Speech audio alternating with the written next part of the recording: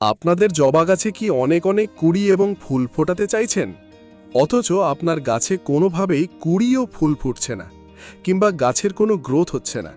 বন্ধুরা, আজকের আমার ভিডিওতে জানাবো কোন ম্যাজিক তরল এবং একটি বিশেষ ট্যাবলেটের প্রয়োগে গাছে আসবে নতুন গ্রোথ ও ফুটবে অসংখ্য কুড়ি ও ফুল। নমস্কার বন্ধুরা, আমি সুমিত। আপনারা দেখছেন বেঙ্গলি গার্ডেনার এবং আমার চ্যানেলে আপনাদের সবাইকে জানাই অনেক অনেক স্বাগত। বন্ধুরা, আমরা এখন জুলাই মাসে আছি, আর এই জুলাই মাস মানেই কিন্তু আমরা জানি বর্ষার মরশুম। এই সময় মাঝে মাঝেই হঠাৎ ঝমঝমিয়ে বৃষ্টি হচ্ছে, আবার কখনো চড়া রোদ উঠছে। আর এই যে বৃষ্টিটা হচ্ছে, সেটা কিন্তু আমাদের গাছের পক্ষে ভীষণ ভালো। তবে বন্ধুরা, এই বর্ষায় ছোট ছোট কিছু বিষয় আমাদের লক্ষ্য রাখতে হবে। গাছকে আমরা এখন কোন ধরনের খাবার দেব, যে খাবারগুলো পেয়ে আমাদের গাছের পাতা থাকবে একদম সবুজ আর গাছে আসবে হাজারেরও বেশি কুড়ি। বন্ধুরা, যেসব গাছে একেবারে কুড়ি আসছে না, আপনার গাছ দীর্ঘদিন ধরে হয়তো একইভাবে থমকে আছে, সেই গাছেও কিন্তু কুড়ি চলে আসবে। আজকে আমি যে বিশেষ উপাদান এবং ঘরোয়া পরিচর্যার কথা বলবো, সেটা যদি আপনারা মাসে দুবার ব্যবহার করেন, তাহলেই কিন্তু আপনার গাছের প্রত্যেকটি শাখায় শাখায় কুড়ি আসবে।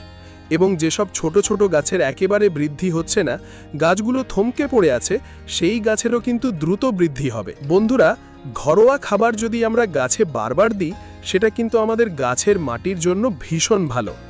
বারবার রাসায়নিক সার যদি গাছে দেন, তবে টবের মাটিটা কিন্তু আমাদের অনেক সময় অ্যালকালাইন হয়ে যায়। সেই কারণে আমাদের গাছে অনেক সময় একেবারে কুড়ি আসতে চায় না। এই জুলাই মাসে প্রথমে যে কাজটি আমাদের করতে হবে, সেটা হচ্ছে যেসব টবের মাটিতে আগাছা জন্মাবে এই বর্ষার বৃষ্টির জলে, সেটা কিন্তু সাথে সাথে তুলে ফেলে দিতে হবে। এই সময় বৃষ্টির জলে প্রচুর পরিমাণে নাইট্রোজেন থাকার কারণে টবের মাটিতে প্রচুর আগাছার জন্ম হয়। তাই অবশ্যই এই আগাছাগুলোকে তুলে ফেলতে হবে একদম শিকড় সমেত। তা না হলে আমরা যে খাবারগুলো দেব, সেই পুষ্টি কিন্তু এইসব আগাছাগুলোই শোষণ করে নেবে, গাছ আর পাবে না। দ্বিতীয় বিষয় হচ্ছে, যেসব গাছগুলো লক্ষ্য করে দেখবেন উপরের ডালগুলো একটু সরু হয়ে গেছে, হয়তো আগে অনেক ফুল দিয়েছে, তারপর ডালগুলো একদম সরু হয়ে গেছে, সেই ডালগুলোকে কিন্তু আপনাদের কেটে ফেলে দিতে হবে। এই সব ডালে যদি নতুন করি আসেও, সেই ফুলের সাইজটা কিন্তু অনেকটা ছোট আসবে। সেই কারণে এই সরু ডালগুলো কেটে ফেলে দেবেন। এছাড়াও অতিরিক্ত লম্বা হয়ে গেছে যেই ডালগুলো, সেগুলোকে কেটে দিন। এতে সাইড থেকে প্রচুর ছোট ছোট নতুন শাখা প্রশাখা বার হবে। যখন ফুলটা ফুটবে, সেই ফুলের সাইজটা অনেকটা বড় আসবে এবং গাছও অনেক ঝাঁকড়া হয়ে উঠবে। দেখুন, আমি এইখান থেকে ডালটি কেটে দিয়েছিলাম, এখন চারিদিক থেকে আরও নতুন ডাল বেরোচ্ছে। ডাল কাটের পর আপনারা একটু ফাঙ্গিসাইড অবশ্যই লাগিয়ে দেবেন। যেহেতু জুলাই মাস, মাঝে মাঝেই এখন বৃষ্টি হচ্ছে, আর এই বৃষ্টির জল যদি ওই কাটা অংশে পড়ে, তাহলে কিন্তু ডালগুলো কালো হয়ে পচন ধরে যাবে, যাকে আমরা ডাইব্যাক বলি। সেই কারণে একটু সাফ ফাঙ্গিসাইডের পেস্ট বানিয়ে ভালো করে প্রলেপ দিয়ে দেবেন। এইভাবে সাফ ফাঙ্গিসাইড যদি আপনার কাছে না থাকে, তাহলে রান্নাঘরের হলুদ গুলার পেস্ট ব্যবহার করবেন, সেটাতেও দারুণ কাজ হবে। তারপর আমাদের যে বিষয়টা লক্ষ্য রাখতে হবে জবা গাছের জন্য, সেটা হচ্ছে হঠাৎ বৃষ্টির কারণে যেসব গাছের পাতা হলুদ হয়ে যাচ্ছে এই সময়, সেই পাতাগুলোকে কিন্তু গাছ থেকে ছিঁড়ে ফেলে দেব। তা না হলে কিন্তু বৃষ্টির জলটা যখন পড়বে, ওই হলুদ পাতা যদি ডালে আটকে থাকে, তাহলে সেখানে পচন ধরে ফাঙ্গাস লেগে যাবে। সেই কারণে হলুদ পাতাগুলোকে অবশ্যই গাছ থেকে ফেলে দেবেন এবং বিশেষ করে বাসি ফুলগুলোকেও আপনারা রোজ তুলে ফেলে দেবেন, কারণ এই বাসি ফুল পচে কিন্তু গাছে ফাঙ্গাসের আক্রমণ হয়। পুরনো বাসি ফুল ও হলুদ পাতা ফেলে দিলে গাছে কোনো ফাঙ্গাস ধরার ভয় থাকবে না এবং গাছে দ্রুত গতিতে নতুন কুড়ি আসতে শুরু করবে। তারপর যে বিষয়টা আমরা লক্ষ্য করব, সেটা হচ্ছে টবের মাটিটাকে আমরা হালকা খোঁড়াই করব। এই সময় হালকা খোঁড়াইটা করব এই কারণে, যাতে মাটিটা আমাদের উর্বর ও বায়ু চলাচল বা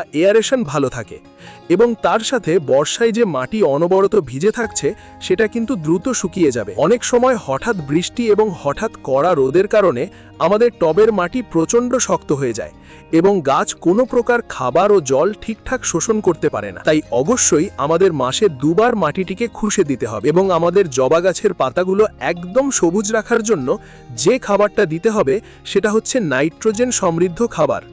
আর ছোট ছোট গাছে যে অসংখ্য কুড়ি আসবে, তার জন্য কিন্তু আমাদের পটাশিয়াম সমৃদ্ধ খাবার দিতে হবে। আর যেসব গাছ একদম বৃদ্ধি হচ্ছে না, থমকে আছে সেই সব গাছের জন্য কিন্তু ভরপুর নাইট্রোজেন এবং ফসফরাস সমৃদ্ধ খাবার দিতে হবে। তবেই কিন্তু আমাদের গাছের শিকড়টা যত মজুত থাকবে এবং বৃদ্ধি হবে, আমাদের গাছটা কিন্তু উপরের দিকে তত সুন্দর বেড়ে উঠবে। এরপর আসি গাছে বড় বড় ফুলের সাইজে। সেই বড় বড় ফুলের সাইজের জন্য কিন্তু গাছকে ভরপুর পটাশিয়াম ও মাইক্রোনিউট্রিয়েন্ট দিতে হবে। চলুন দেখে নেওয়া যাক কি এমন জাদুকরী উপাদান প্রয়োগ করলে সমস্ত পুষ্টিমূল্য গাছ খুব ভালোভাবে পাবে এবং গাছের রোগ প্রতিরোধ ক্ষমতা বহুগুণ বেড়ে যাবে। আজকে আমি যে জিনিসটার কথা বলবো তা আমাদের প্রত্যেকের আশেপাশের ওষুধের দোকানে খুব সহজেই পেয়ে যাব।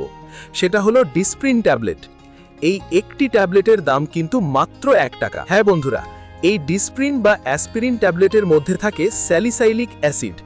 এই স্যালিসাইলিক অ্যাসিড গাছের ইমিউনিটি বা রোগ প্রতিরোধ ক্ষমতাকে এতটা বাড়িয়ে দেয় যে গাছ যে কোনো রকমের স্ট্রেস বা ধকল খুব সহজে কাটিয়ে উঠতে পারে। এই জুলাই মাসের অতিরিক্ত বৃষ্টি আর গরমের যে খামখেয়ালি আবহাওয়া, তার হাত থেকে গাছকে রক্ষা করতে এটি দারুণ কাজ করে। এর ব্যবহারে গাছের শিকড় খুব দ্রুত বাড়ে, পাতা একদম চকচকে সবুজ হয় এবং গাছে প্রচুর পরিমাণে কুড়ি আসতে সাহায্য করে। যেসব গাছ দীর্ঘদিন ধরে থমকে আছে, ফুল দিচ্ছে না, তাদের জন্য এই ডিসপ্রিন ট্যাবলেট একটি জাদুর মতো কাজ করে। তবে বন্ধুরা, এই ট্যাবলেট ব্যবহারের সঠিক নিয়ম ও পরিমাপ জানাটা কিন্তু ভীষণ জরুরি। তা না হলে গাছের উপকারের জায়গায় ক্ষতি হতে পারে। আর একটা কথা, এই ট্যাবলেট কিন্তু টবের মাটিতে ডিরেক্ট দেবেন না, অর্থাৎ পুঁতে দেবেন না, কারণ ওভারডোজের কারণে গাছে কিন্তু ক্ষতি হবে। এবার বলবো পরিমাপের কথা।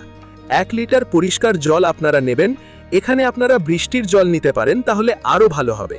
আর তাতে মাত্র একটি 325 mg ডিসপ্রিন ট্যাবলেট দিয়ে দেবেন। ট্যাবলেটটি জলের সংস্পর্শে আসা মাত্রই খুব সুন্দরভাবে গুলে যাবে। এবার এই 1 লিটার তৈরি দ্রবণটি আপনারা আপনাদের গাছের সাইজ অনুযায়ী দেবেন। যদি ছোট টব বা ছোট গাছ হয়, তবে অনুষ্ঠান বাড়িতে ব্যবহৃত প্লাস্টিকের গ্লাসের 1 গ্লাস অর্থাৎ 250 ml করে মেপে টবের মাটিতে দেবেন। আর যদি গাছটি বড় হয় এবং 10 থেকে 12 ইঞ্চির টব হয়, তবে 500 ml বা হাফ লিটার করে প্রত্যেকটি গাছের গোড়ার মাটিতে দিয়ে দেবেন। এই জলটি দেওয়ার সময় মনে রাখবেন, জুলাই মাসে অনবরত বৃষ্টির সময় যখন মাটি একদম কাদা হয়ে থাকবে, তখন কিন্তু এটি দেবেন না। বৃষ্টির পর টবের মাটির উপরিভাগ যখন একটু শুকিয়ে আসবে, তখনই এই ডিসপ্রিন ভেজানো জলটি গাছে প্রয়োগ করবেন। এটি আপনারা মাসে 2 বার অর্থাৎ 15 দিন অন্তর ব্যবহার করতে পারেন। আর যদি দেখেন গাছে একেবারেই গ্রোথ নেই বা কুড়ি আসছে না, তবে 10 দিন অন্তর পরপর 2 বার ব্যবহার করে দেখতে পারেন, খুব ভালো ফল পাবেন। এই খাবারটা দেওয়ার 7 দিনের পর থেকেই দেখবেন যেসব গাছে আপনার কুড়ি আসছিল না, সেই গাছ দেখবেন নতুন কচি পাতায় আর ভরপুর কুড়িতে ভরে উঠছে। তা আপনারা এই ছোট্ট ছোট্ট টিপসগুলো আর এই ডিসপ্রিন ট্যাবলেটের ম্যাজিক ট্রিকটি মেনে চলুন, দেখবেন আপনাদের জবা গাছও এই বর্ষায় কুড়িতে হাসবে। ভিডিওটা যদি আপনাদের এতটুকু উপকারে আসে, তবে ঝটপট একটা লাইক দিয়ে দিন আর কমেন্টে জানান আপনাদের জবা গাছে এখন ফুল আসছে কিনা বা আপনারা কি সমস্যা ফেস করছেন। বাগান প্রেমী বন্ধুদের সাথে ভিডিওটা প্রচুর শেয়ার করুন আর চ্যানেলটা সাবস্ক্রাইব করে পাশের বেল আইকনটি প্রেস করুন, যাতে সবার আগে আপনার কাছে আমার এই রকম বাগান বিষয়ক ভিডিওগুলি পৌঁছে যায়। আজ তবে আসি, দেখা হচ্ছে ঠিক পরের ভিডিওতে। সবাই খুব ভালো থাকুন, সুস্থ থাকুন এবং এভাবেই আনন্দ নিয়ে গাছ করতে থাকুন। ধন্যবাদ।